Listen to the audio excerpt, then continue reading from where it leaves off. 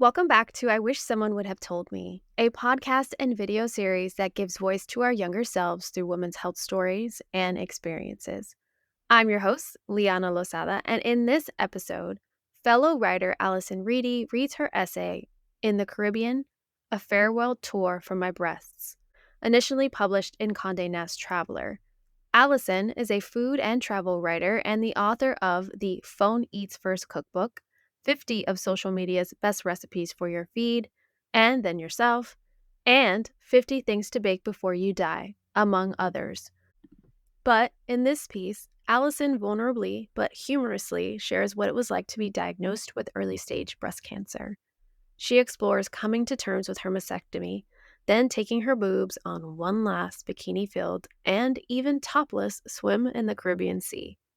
I can't say I was expecting to lose my boobs this year. I'm 42 with my body parts mostly intact, so it just wasn't top of mind. But here I am, newly boobless and still a little confused about how it all happened. It started in January when I went in for a routine mammogram. By mid-February, I'd had a biopsy, an MRI, multiple meetings with multiple surgeons, a diagnosis of high-grade ductal carcinoma in situ, DCIS, or an early form of breast cancer, and a strong recommendation to have a mastectomy.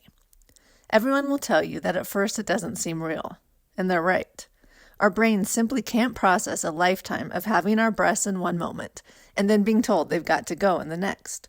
Being entirely unfamiliar with the world of cancers and surgeries and radiation, I had no idea what I was in for, and had a million questions to ask my surgeon. But top of mind was, can we hold off until after my trip to St. Thomas? For almost 10 years now, my family and I have taken our annual vacation to a beach. As a Californian in landlocked Colorado, I often feel the call of the ocean, and it means my 5th and 6th grade kids can snorkel all day without coming up for air.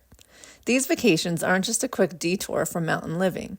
They're a mental reset that, almost without fail, reinvigorate my writing and motivation.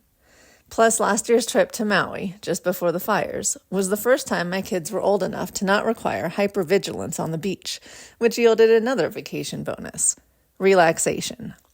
This year, our annual trip would assume even more significance. It would be a break from the appointments, the bills, and insurance hassles, a chance to catch my breath before this seemingly impossible thing happened. Day by day, the eventuality of my breast removal started becoming more and more real, and within time, a desire to both commemorate the event and honor my breasts before they were gone forever. I found myself Googling boobs bucket list and discovering that this is, in fact, a thing. I immediately threw out the idea of immortalizing them in plaster, but I did find references to a farewell tour celebration that sat better with me. Among options, a thanks for the memories margarita party with friends, and a ta-ta-tastic swimsuit-filled beach vacation. A sort of boob voyage, if you will. In the weeks before St. Thomas, all I could think about was my breasts. Not in the good, my cleavage looks so great sort of way, but in the foggy, uncertain, wait, I have to chop them off way? Never in my life had they occupied so much of my headspace. Not when I was young and wondering when they'd arrive. Not when I was pregnant and they got ridiculously uncomfortable. And not even when I kept a stringent breastfeeding and pumping schedule with my 2 kids. Now I had to consider whether to keep one or both, how to tend to the drains that would be coming out of me for weeks following the surgery, how to secure and trust mastectomy and reconstruction surgeries to the only 2 surgeons in my county that my crappy freelancer insurance would cover, and maybe most stressful of all, how to pick a cup size for the rest of my life. With so much going on before our trip, we found we didn't have time for a ton of research. We'd picked St. Thomas because I found cheap flights and a rental, all just days before I got my removal diagnosis. Thanks to my being distracted by the whole cancer thing, we hadn't even clocked the fact that despite being a U.S. territory, they drive on the other side of the road on the island. I will never forget the look of terror in my husband's eyes as we rode the rental car out of the airport. But we made it to our condo safely, carefully winding our way to the other side of the island to the famed Megan's Bay, where if you drive past the main parking lot and over a bridge, you can dodge the cruise ship crowds and enjoy the silken water in relative peace. Still, thoughts of my breasts were never far away, especially with my iridescent pink biopsy scars staring at me from above my Target clearance one piece. More though, I found my thoughts turning to my 12-year-old daughter wearing her first bikini, her breasts just emerging, mine on their way out. Her little hip bones jutted out above her bottoms, the height of a woman stretched too thin, waiting for the rest of her body to catch up. Together, she and I floated in the Caribbean Sea, surrounded by about 300 degrees of jungle hills and palm tree-dotted white sand. We're nearly the same height now, but 30 or so pounds of fat tissue apart. Fat tissue that our genetics seem to wire toward turning deadly. I hope she won't have to go through this in 30 years, but if she does, I vowed to give them, too, a Caribbean send-off. We booked a snorkeling boat trip that took us to St. John, to be stung by about 1 million tiny jellyfish. We spent our days at the beach and nights watching Marvel movies in the room because we were too tired to do anything else, although I'd soon learn what too tired really meant.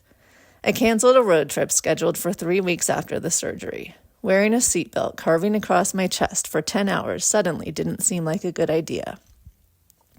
One day, after my kids and husband headed back to our condo and I remained on our home base, Sapphire Beach, I looked around me and realized that I was surrounded by mounds. That's the only way to describe hilly St. John, Tortola, and the Jost Van Dyke Islands that make up the vista outward from the beach. Instead of flat ocean, depending on where and when the sun hit them, what you see are purple, green, and blue mounds. Were they taunting me? Reassuring me? I'd lose all feeling there, the doctor warned. So much so that when I'd returned to the plastic surgeon 2 weeks after my bilateral mastectomy, I wouldn't at all feel the needle injected directly into my breast, feeling the tissue expanders holding place for the eventual implants. But while at Sapphire Beach, I could feel, and I wanted to memorize the sensation of my nipples constricting in the cold water one last time. Just as I'd never again feel a fetus kicking in my stomach, I think to myself, this is an experience that will be lost to time. Like growing the babies, I'll one day wonder what it felt like and wish I'd engraved those little kicks into my sensory memory. But like those forgotten kicks, memorizing won't do me any good. You can't store sensations like baby kicks and nipple constriction. They leave you. On the last day of the trip, I took my daughter's floaty and bobbed in the rocky, cliff-lined whole bay. The sand behind me dotted with twigs, roots, and only a few people. My bikini top loosened. I instinctively raised my arms to retie it behind my neck, a movement I'd lose after the surgery, when I wouldn't be able to raise my arms above 90 degrees for 3 weeks. But instead of tightening the strings, I loosened them, letting the triangle top fall off me, exposing my 42-year-old breasts to the cliffs and ocean. We bobbed, my boobs and I, the ones I grew, fed a couple babies with, and would in a few weeks lose, for the last time in the Caribbean. My body would be different after this, foreign but still mine. And finally, it wasn't just the water that felt peaceful.